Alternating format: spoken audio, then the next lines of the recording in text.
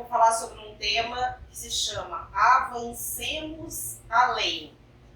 E aonde que vem essa mensagem? Avancemos além. Nós temos, em uma das cartas que nós temos na Bíblia, no Novo Testamento, que chama Epístola aos Hebreus. O que quer dizer Epístola aos Hebreus? Epístola quer dizer carta. Então, é uma carta que foi escrita para os hebreus, certo? Quem eram esses hebreus? Quem escreveu essa carta? Quem escreveu essa carta para os hebreus foi Paulo. E aí, quem é esse Paulo? Para os católicos, São Paulo. Para nós, apóstolo Paulo. Quem foi o apóstolo Paulo? Quem é ele? Quem teve a oportunidade de ler o livro Paulo e Estevão, então ele era Saulo de Tarso e converteu-se a Paulo de Tarso. Como Saulo de Tarso, ele era judeu, adepto do judaísmo. Adeptos do judaísmo, eles adoram quem? A Moisés, certo? Até hoje, quem é adepto do judaísmo não entende que Jesus é o Messias prometido. Então eles pegam a Bíblia, começam os 5 primeiros livros, leem o Velho Testamento e param ali. Nós, como os cristãos, adentramos ao Novo Testamento. E aí, Saulo de Tarso era judeu, adepto do judaísmo e perseguidor ferrenho dos cristãos. Então, aqueles que acreditavam que Jesus era o Messias prometido. E ele não somente perseguia, ele mandava matar, torturar, perseguia ali em Jerusalém e nos seus arredores. Então, as pessoas fugiram de lá, fugindo de Saulo de Tarso. E por que ele tinha esse comando todo? Porque nada mais, nada menos, ele fazia parte do quê? Do Sinédrio em Jerusalém. O que é o Sinédrio? O Sinédrio é como se fosse o STF. Só que o STF, esse Sinédrio na época, ele julgava tudo. Questões morais, questões civis, questões penais, questões religiosas. Então era um balaio de gato. Então o Sinédrio julgava tudo. Paulo não era o presidente do Sinédrio, era Gamaliel, e ele estava como próximo ali para entrar, como sendo o quê? O presidente do Sinédrio. Então ele era o próximo. Ele era jovem, másculo, bem vestido, ele era cidadão romano e ele sabia tudo. A questão intelectual dele era muito elevada. Então, e muito jovem. Então a gente brinca que se o Saulo de Tarso entrasse aqui hoje, ele vestiria um terno Armani, um relógio Rolex e viria num Porsche branco. Porque lá, quando você começa a ler o livro, ele fala que ele vem 2 bigas, você lembra bigas? Aquele que vem filme, quando ele vai com 2 cavalos brancos imponentes. Então, fazendo uma relação hoje com o mundo de hoje, esse seria o Saulo de Tarso. E aí ele mandava perseguir os cristãos à época. Eis que ele está indo a Damasco, perseguir Ananias, um cristão, para ir lá matá-lo. E ele está em cima do cavalo, vê uma luz muito forte, cai no chão e ele vê quem? Jesus Cristo. Então, Paulo de Tarso não conheceu Jesus enquanto vida. Jesus já havia desencarnado. Então, ele viu Jesus ali em espírito.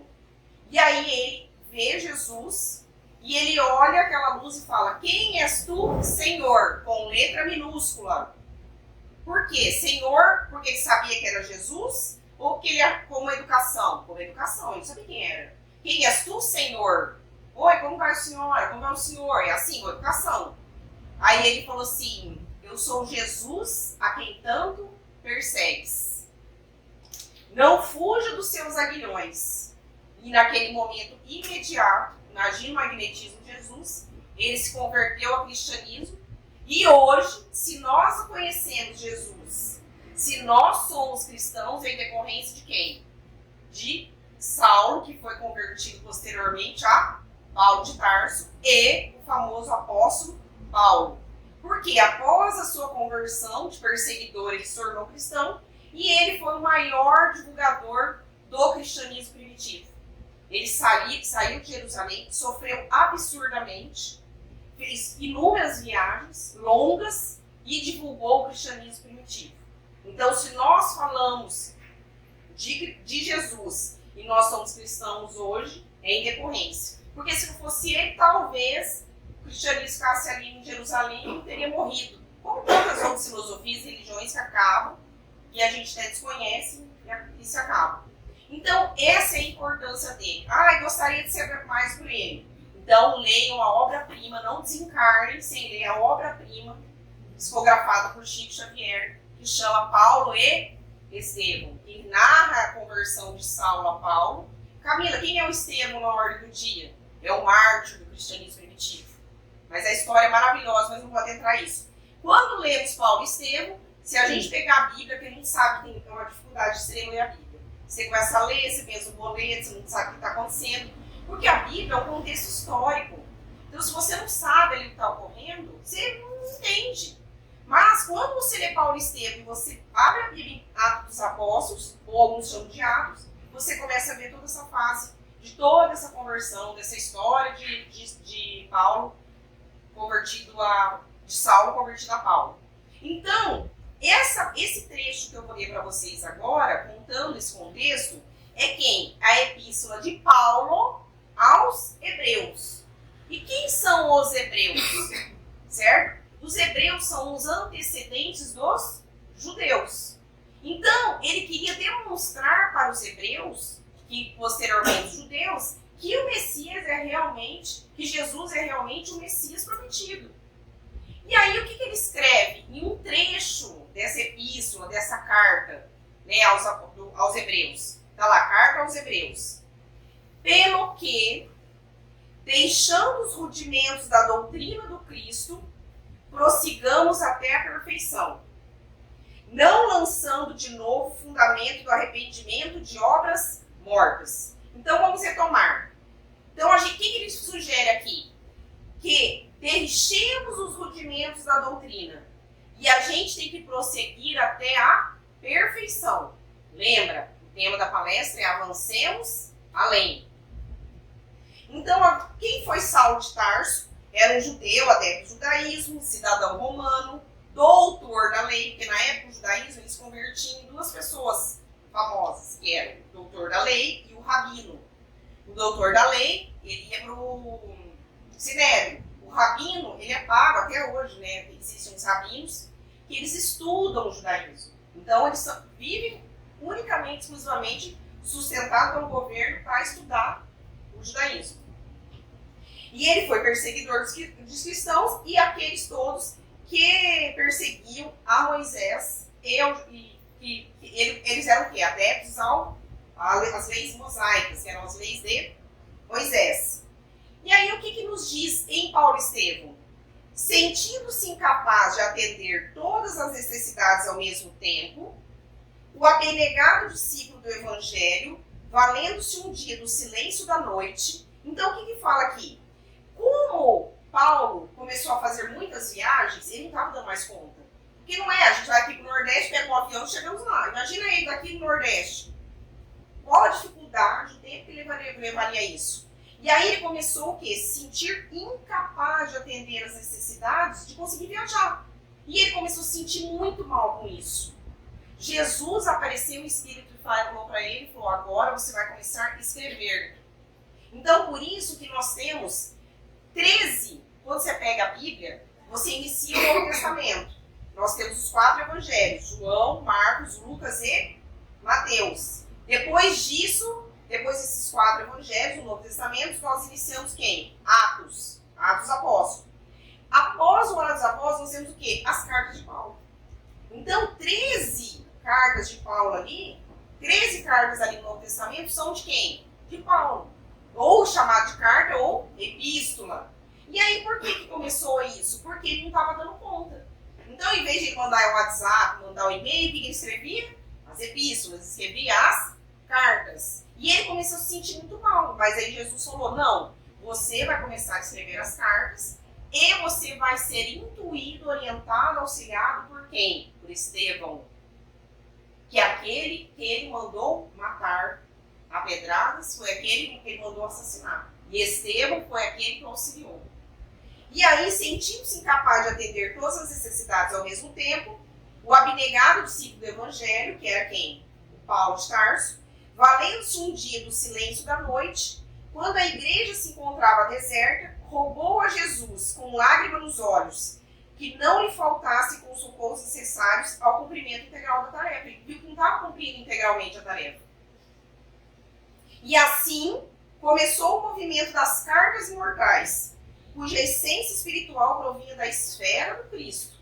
Então, Cristo, ele foi orientado pelo Cristo a iniciar, a escrever essas cartas, através da contribuição amorosa de quem? De Estevão. Então, as cartas paulinas quem são? Romanos, Coríntios, Gálatas, Efésios, Filipenses, Colossenses, Tessalonicenses, Timóteo, Tito, Fílemon e Hebreus.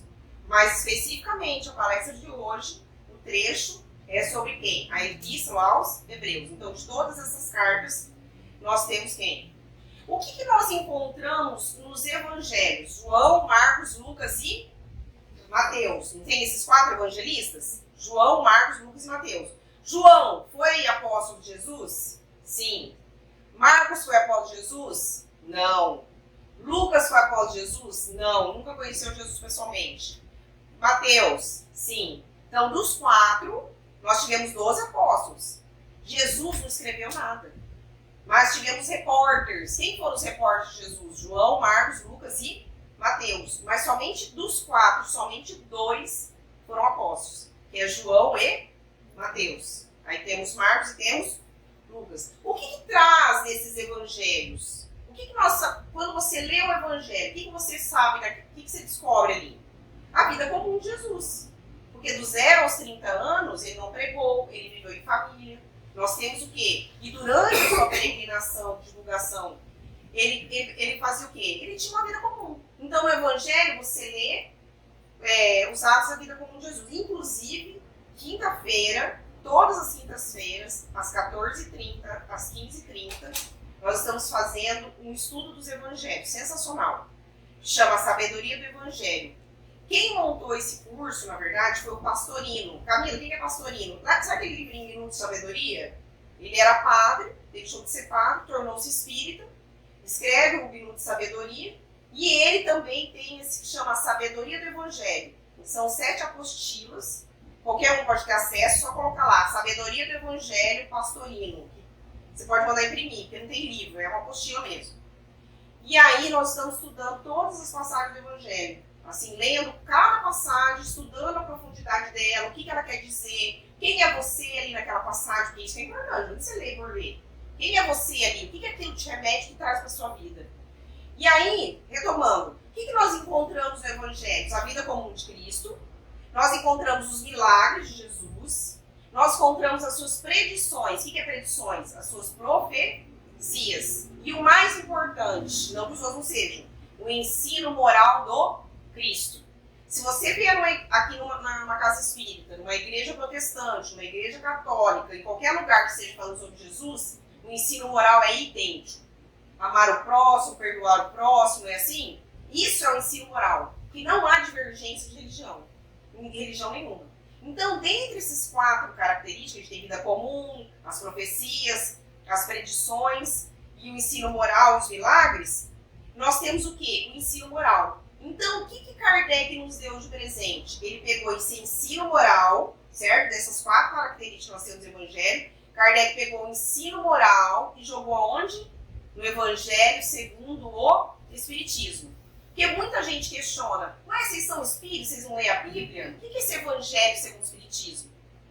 O Evangelho segundo o Espiritismo é o nosso facilitador de leitura. O Evangelho segundo o Espiritismo é como se fosse uma Bíblia, o Evangelho comentado. O Evangelho segundo o Espiritismo é como se fosse o ensino moral de Cristo para a gente colocar em prática. Então, o Evangelho segundo o Espiritismo é, quem tiver em casa, a hora que abre, você lê lá os trechos do Evangelho, de João, Marcos, Lucas e Mateus. Então, você abre o Evangelho e está lá, João, aí tem Kardec discorrendo, os Espíritos, tudo para você aplicar na prática. Camila, eu não consigo ler a Bíblia, então, lê o Evangelho segundo o Espiritismo. Você está lendo a Bíblia de forma facilitada e de forma comentada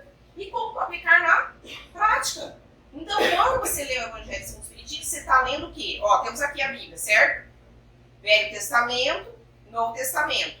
Quando começa o Novo Testamento, esse trechinho aqui, são o quê? Os 4 evangelhos. Então, o Evangelho segundo o Espiritismo é esse trechinho jogado ali. Simples. Muita gente fica assim, eu não li a Bíblia, ou as pessoas perguntam, né? Se vocês são cristãos, se nós somos cristãos, claro que sim, e se a gente lê a Bíblia. A conquista da felicidade ocorre somente com a observância integral das leis divinas, proporcionando ao espírito mortal a sua ascensão evolutiva. Então, nós só teremos ascensão evolutiva a Deus se nós nos melhorarmos moralmente. A nossa programação reencarnatória não é trilho. Se eu pegar, eu estou em um trem, o que o trem desencarregado ele tomba, lascou. Então, a nossa programação não é trilho. A nossa programação é trilha. Nós estamos indo na trilha, de vez em quando a gente vai se perdendo, vai. Por óbvio, se você não estiver se perdendo, você está fazendo coisa errada. Alguma coisa errada não está certo, porque a gente se perde. E como que a gente volta para a nossa trilha? A gente precisa do mapa para a gente se perder. Quem é o nosso mapa? O Evangelho segundo o Espiritismo. Quem é nosso modelo e o nosso guia? Quem está nos guiando nessa trilha? Jesus Cristo. O modelo e guia para o Espiritismo é Jesus Cristo. O nosso mapa é quem? Porque a gente entra em conexão com Jesus. Mas se a gente se perder, não tiver onde ler, só precisar de alguma coisa prática, palpável, a gente abre o Evangelho segundo o Espiritismo. E por que e para quem a carta aos Hebreus foi escrita? Então, retomando, Paulo escreveu a carta aos Hebreus. Paulo escreveu a epístola aos Hebreus. Paulo escreveu a epístola aos Hebreus para incentivar os membros, que eram judeus cristãos, porque muitos do judaísmo se converteram ao cristianismo. Então ficaram ali, judeus cristãos. E eles estavam querendo o quê? Porque eles estavam sendo muito perseguidos. Imagina, você está perseguido, você fala, gente, céu, acho que eu vou cair fora disso. Está difícil, está complicado, está penoso. Então ele escreveu as cartas aos Hebreus para quê? Para que eles não desanimassem. E quem são os hebreus? Os hebreus são os descendentes de Abraão, que no começo chamava-se Abrão, e aí acrescentaram-se um A e tornou-se Abraão. Abraão, sabia que nós temos 3 religiões que nós chamamos de religiões abrâmicas? Quais são as religiões que surgiram de Abraão? Não foi só o cristianismo.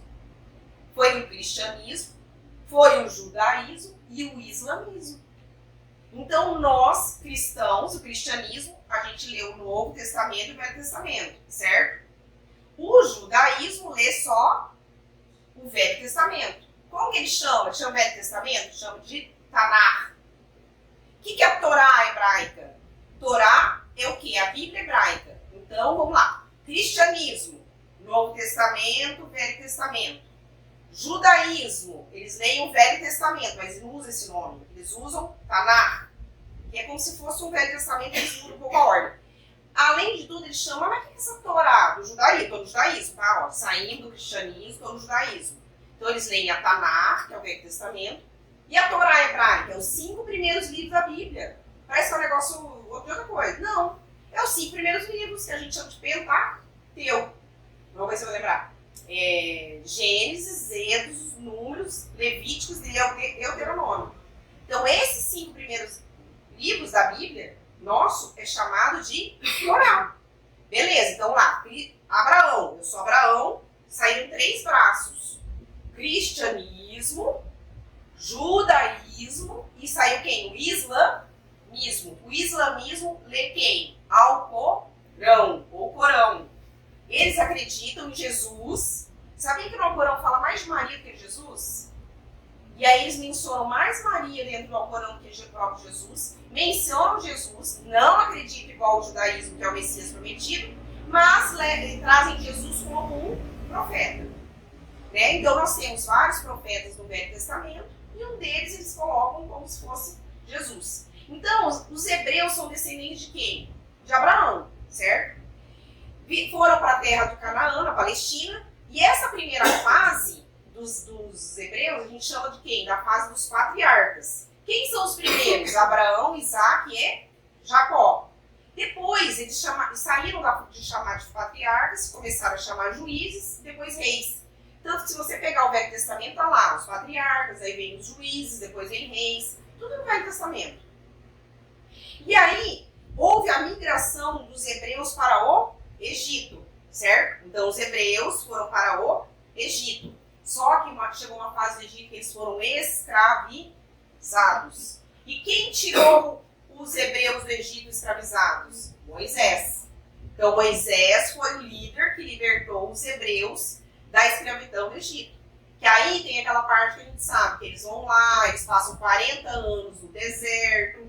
Daí, nesse deserto que eles estão lá, Moisés sobe ao monte, tudo é 40, né? 40 anos, aí Moisés sobe ao monte, fica 40 dias lá em cima desse monte, não voltava mais. E aí, voltou com quem?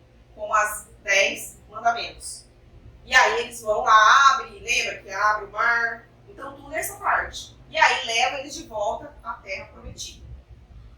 Então, quem são os judeus? São os descendentes dos hebreus. Então, tivemos os hebreus, daí posteriormente temos os judeus. Paulo de Tarso, que conhecera terríveis aspectos do combate humano, né? Ele imagina, quando você lê Paulo Estevam, você percebe toda vez que psicologicamente ele fica se condenando por aquilo que ele havia feito. Mesmo após a sua conversão, no momento do desencarne dele, ele fala, nossa, ele fica toda hora meio que se chicoteando psicologicamente por ter feito tudo isso. Então, Paulo de Tarso, que conhecera terríveis aspectos do combate humano na intimidade do próprio coração e que subiu às culminâncias do apostolado com Cristo, nos oferece seguro ao aprimoramento. Tem um kitzinho espírita que chama, se vocês colocarem lá na internet, chama Kit Fonte Viva. Que tem um principal, um livrinho assim que chama Fonte Viva, aí tem Caminho, Verdade e Vida, Palavras da Vida Eterna, Pão Nosso e Vinha de Luz. As pessoas gostam muito de usar esse kit, são 5 livros, chama Kit Fonte Viva. Gostam muito de utilizar para fazer o Evangelho no Lar. O que é esse Fonte Viva? Ele traz trechos do Novo Testamento, todo ali comentado por Emmanuel e Chico Xavier. E aí, voltando lá, o que ele fala? Pelo que, deixando os rudimentos da doutrina do Cristo, lembra? Epístola da carta de Paulo aos Hebreus. Aquela primeira frase que eu li. Deixando os rudimentos da doutrina dos Cristo, a gente tem que prosseguir até a perfeição, não lançando de novo o fundamento do arrependimento de obras mortas. Por que eu falei desse kit Fonte Viva? Porque no Fonte Viva, especificamente naquele livrinho, tem o capítulo 83 e ele é lindo. Eu não tenho Fonte Viva, então você vai colocar lá, Fonte Viva, avancemos além, para ler o texto na íntegra, quem quiser ver. E aí, o que se fala? Emmanuel nos traz o que vem ser o avançar além. Aceitar o poder de Jesus, guardar certeza da própria ressurreição além da morte e reconfortar-se nos benefícios da crença. Constitui fase rudimentar. Então, vamos lá.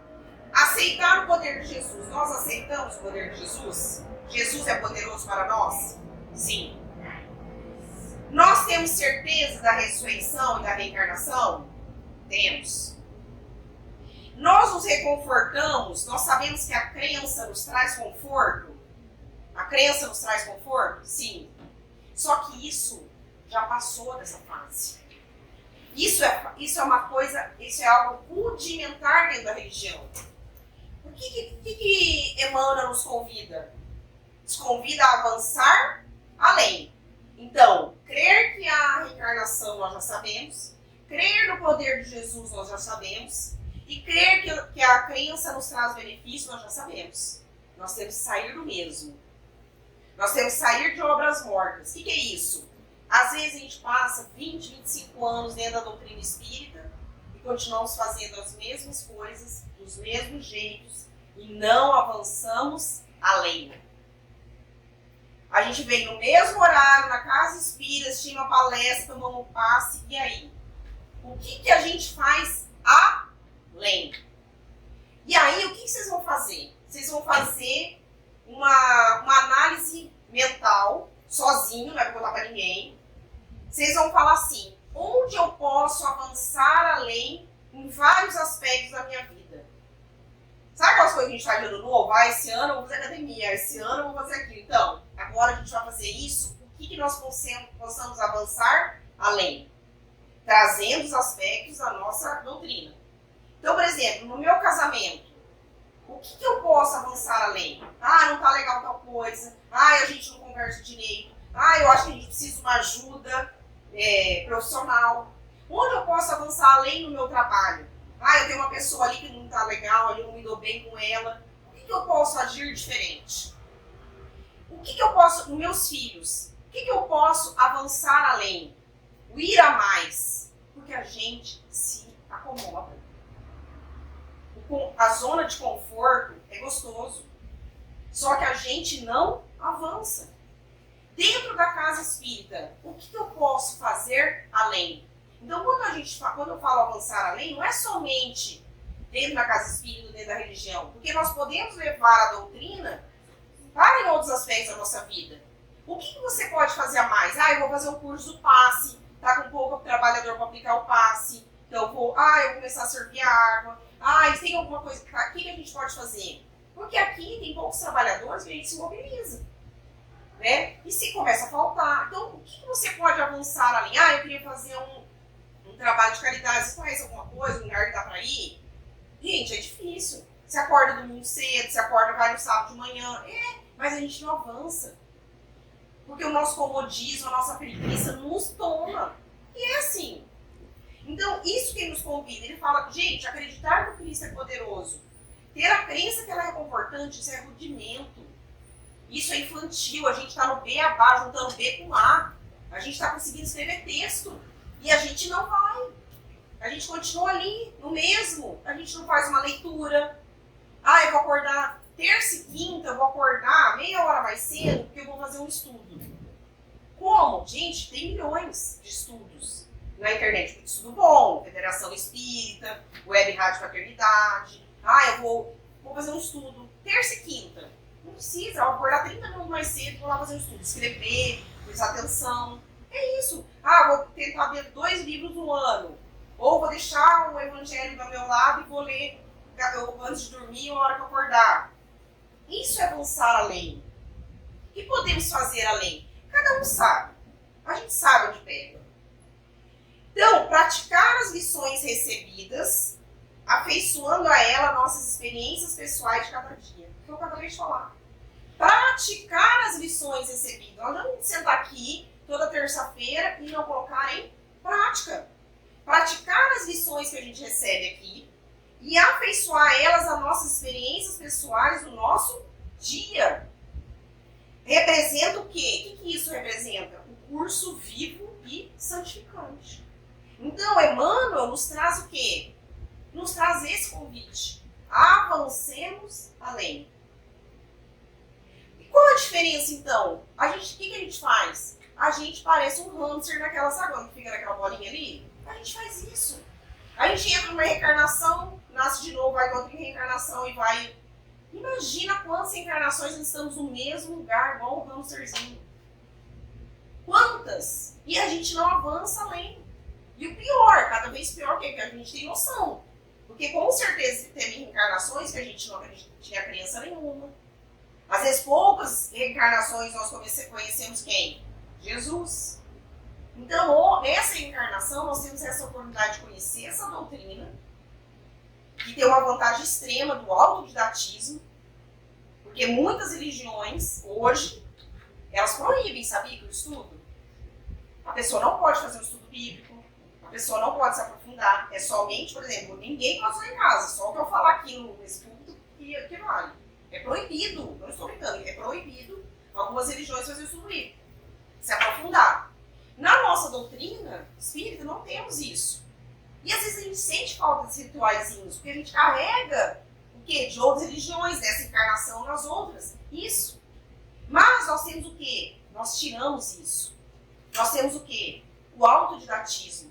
A doutrina é escancarada, não há nada de dogmas que você tem que acreditar. Por quê? Porque você tem que acreditar. Não, a doutrina tem respostas. E se não tiver, uma hora, quando você vai avançando no estudo, você vai ter. Então nós temos essa oportunidade de conhecermos essa doutrina. Riquíssima. Nós vimos na aula passada, pela aula de evangelização, e a gente estava vendo o Consolador Prometido. Quando eu vi a primeira vez isso, falar o Espiritismo é o Consolador Prometido. É uma soberba, não dá? Nossa, então quer dizer que eu sou um nome. Não é o Espiritismo que é o Consolador Prometido. Não é isso que eu quero que vocês entendam. É as lições que o Espiritismo nos traz que o torna. Ele pode ser chamado de qualquer coisa. Pode ser chamado de celularismo, quadrismo, qualquer coisa. Não é o nome Espiritismo, a religião do Espiritismo. É as lições que ele nos traz. Primeiro, a crença na imortalidade da alma. Ou seja, nós não vivemos só aqui na Terra. A gente vai viver no mundo espiritual. Beleza? E ele nos traz o quê? O que a gente tem o quê? De reencarnação. Muitas e muitas questões que eu, antes de tornar espírita, eu não sou de berço espírita, eu tinha um baú de caraminholas na minha cabeça. Que eu tinha perguntas que não me tinha resposta. Certo? Então, por exemplo, por que uma criança nasce com uma doença e alguns sofrem mais, outros sofrem menos? Por que algumas questões? Por que eu nasci nessa família? Então, muitas questões eu guardava naquele baú porque eu não tinha resposta. Só que quando eu fui abrir esse baú, que eu conheci a doutrina, quem foi a chave de abertura para esse baú? A reencarnação. Sem a reencarnação, eu não conseguiria nenhuma resposta daquilo que estava ali dentro. Então, muitas coisas só começam a ter lógicas quando você coloca o quê? A reencarnação. Não tem como. Você pensa assim, ó, vamos supor, imagina para uma mãe o sofrimento. Eu tenho uma filha de 7 anos, aí ela cresce, fica com 14 anos, se envolve com um bandido, um menino lá, e aí ela vira casada. E aí ela começa a fazer assalto, é morta nesse assalto, e aí ela morre. Vamos supor. E aí, pra onde que ela vai? Você acha que ela vai no mundo bacana ou no mundo ruim? Mundo ruim. Aí eu, como mãe, eu vou pensar assim, pronto, ela tá condenada. Ela vai viver eternamente aonde? No umbral, no inferno, no purgatório, qualquer que seja. No umbral não, mas no inferno.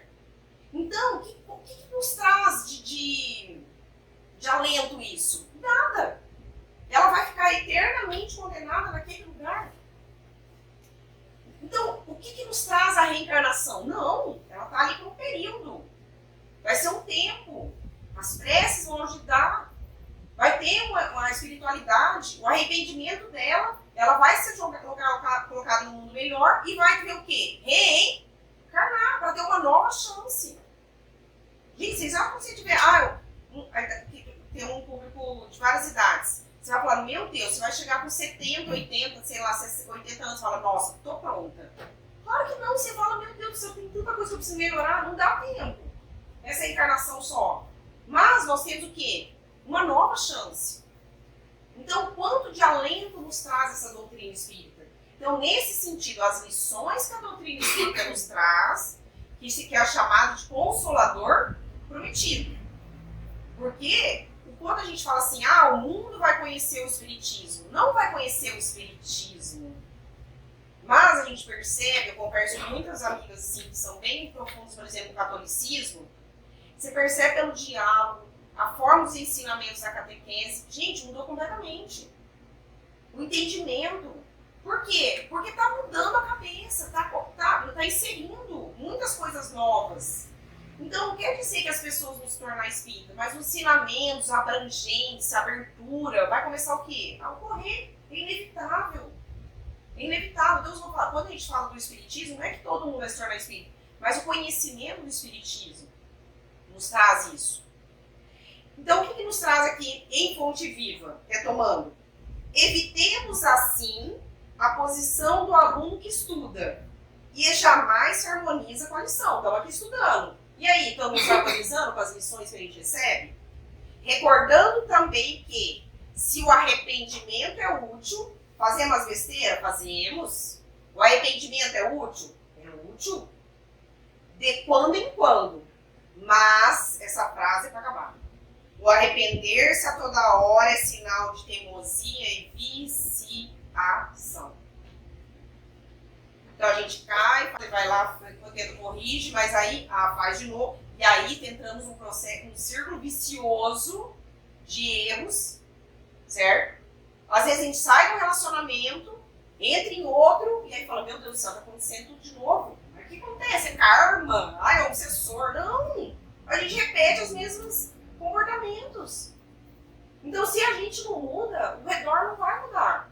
Então, arrepender-se é útil? É. Mas a toda hora é sinal de teimosia e viciação. Ou às vezes você convive com alguém que faz alguma coisa, ai, desculpa, não, claro, desculpa. Faz de novo. Ai, desculpa. Daí a gente até briga. Nossa, depois que inventaram a tal da desculpa. Então, mas adianta o arrependimento? Adianta o pedido de perdão? Claro que sim. Mas tem que haver o quê? Um processo de mudança. Tem que se avançar além. Apóstolo Paulo não era Paulo, ele tornou-se o quê? Paulo. Ele era Saulo e tornou-se Paulo. Do mesmo modo, todos nós devemos vencer nossas dificuldades para nos transformarmos em algo melhor.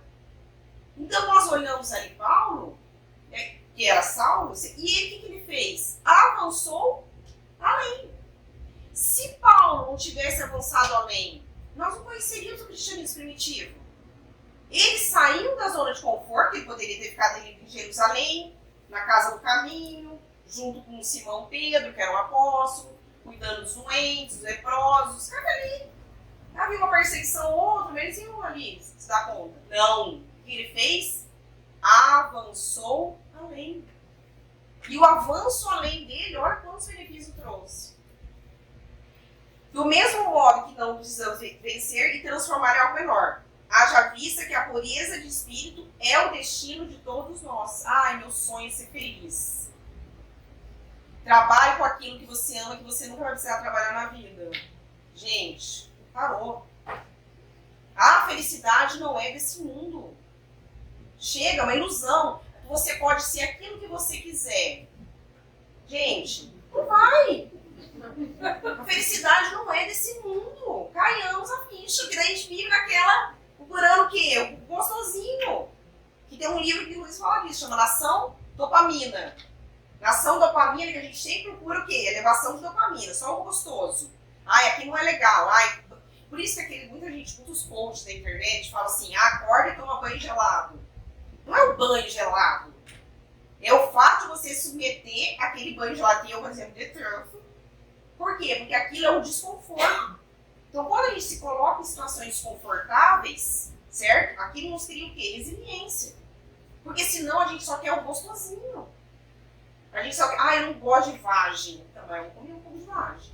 Então, a gente se coloca em situações de desconforto, situações que a gente não gosta. Eu não gosto de fazer academia. Eu não gosto de acordar cedo de manhã. Eu não gosto de ler livro. Mas a gente tem que o quê? Avançar além.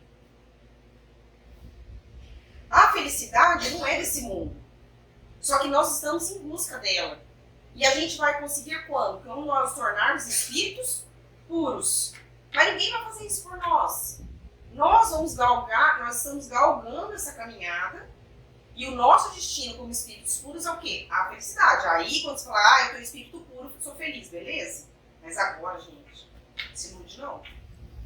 Cai a ficha, vamos trabalhar com a realidade. Deus está em nós quando estamos em Deus. Temos uma centelha divina dentro de cada um de nós. Às vezes as pessoas aqui não sabem quem é o pai, às vezes desconhecem a mãe, mas se eu pegar um fio de cabelo e levar num laboratório divinal, eu posso dar a certeza absoluta que nós todos somos filhos de Deus e Deus é o nosso Pai. Isso é certeza. Mas, para que a luz divina se destaque da treva humana, é necessário que os processos educativos da vida nos trabalhem no empedrado caminho dos milênios. Deus está em nós. A centelha divina está em nós. Você está falando que aquele espírito trevoso que está lá, o malvadão, tem. Ninguém aguenta ser mal o tempo inteiro. Quantos livros você lê, né, espíritos, você fala, nossa, a pessoa é mal, chega uma hora que ela não aguenta. Ela se aguenta. Então há essa conversão, há essa esperança. Mas, para que essa luz divina se destaque, nós precisamos o quê? Desses processos educativos na nossa vida. Se sabemos que o Senhor habita em nós, a gente precisa aperfeiçoar a nossa vida. a fim de que Deus se manifeste em nós. Então você não precisa ficar falando para todo mundo ser espírita. A gente reconhece o espírito pelos seus atos. Será que Cristo habita em nós? Será que as pessoas que convivem com a gente sentem essa centelha divina que temos em nós? Quando Nicodemos, naquela passagem bíblica, foi conversar com Jesus, ele não foi no luz do dia. Ele era um rabino, estudioso, doutor da lei, rabino, foi conversar com Jesus, entendia tudo do judaísmo, mas ele foi na calada da noite, sorrateiro. Quando ele chegou em Jesus, ele falou: Deus habita em você. Ele tinha certeza absoluta que ele era filho de Deus. Por quê? Porque Jesus emitia essa luz que demonstrava essa centelha divina. Pelas suas atitudes, pela maneira que ele agia. Então essa centelha divina habita em nós. O tempo não importa. O que importa é o esforço que a gente faz para alcançar a nossa renovação interior, a nossa evolução espiritual, modificando gradativamente nossos sentimentos menos elevados e colocando em seu lugar o que a gente coloca? Atributos nobres. Mas não é de uma hora para outra, é gradativo. Ah, eu gosto muito de beber água, então eu vou começar a beber água agora. É gradativo as mudanças. Mas a gente tem que se identificar com elas, sair da zona do conforto, sair do gostosinho e avançar além. Se todos os encarnados estivessem bem persuadidos da força que tem em si, e se quisesse por sua vontade colocar essa força a serviço da vontade, eles seriam capazes de realizar o que até hoje chamou-se prodígios, e que simplesmente é o desenvolvimento das faculdades humanas. Isso está no Evangelho segundo o Espiritismo. Nós não temos noção da força que a gente tem. Nós não temos. E Kardec nos fala, os Espíritos nos falam, no Evangelho segundo o Espiritismo, que o que a gente olha para alguém e fala, nossa, essa pessoa é um prodígio. O que é um prodígio? Que faz algo fora do normal que toda pessoa faz. Mas não.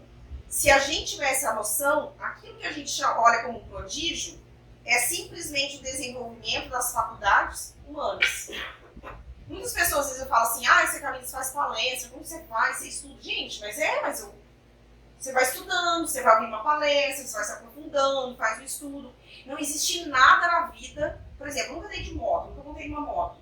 Você acha que se eu me predispor a falar assim, eu vou andar de moto, e for lá todos os dias, de manhã, de tarde, de novo, pegar uma moto pra tentar andar, você acha que a gente vai conseguir, que eu vou conseguir? Claro que eu vou.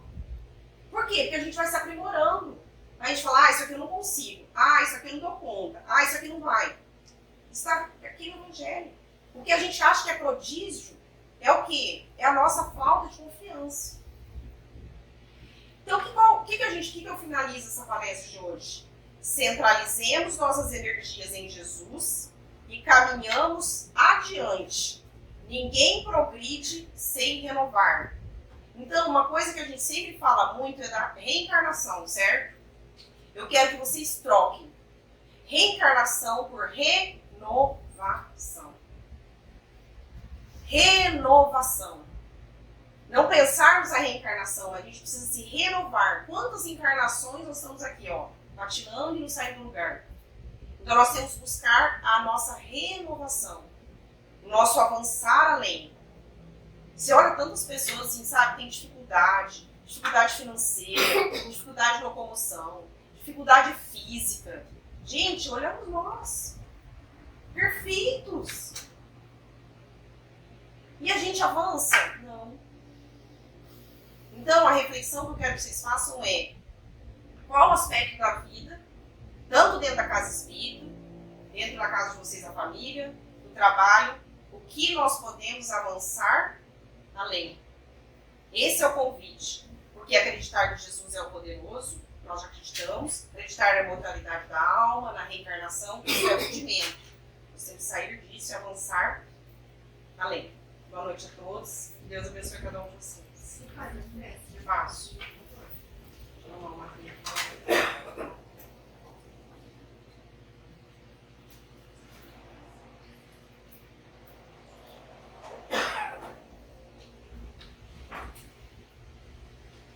Fechemos agora os nossos olhos. Respiremos bem fundo para nos acalmarmos das atribulações do nosso dia e mentalizarmos que esse teto dessa casa está se abrindo. Está caindo inúmeras partículas do céu em cada um de nós. E cada uma dessas partículas derrama sobre nós e nos traz o remédio para nossas dores físicas e principalmente para nossas dores espirituais. E que essas energias se propaguem nessa casa, neste bairro e na nossa cidade. E que essas energias nós possamos levar para os nossos lares. Que nós tenhamos uma noite abençoada e uma semana abençoada. Obrigada, Senhor, que assim seja.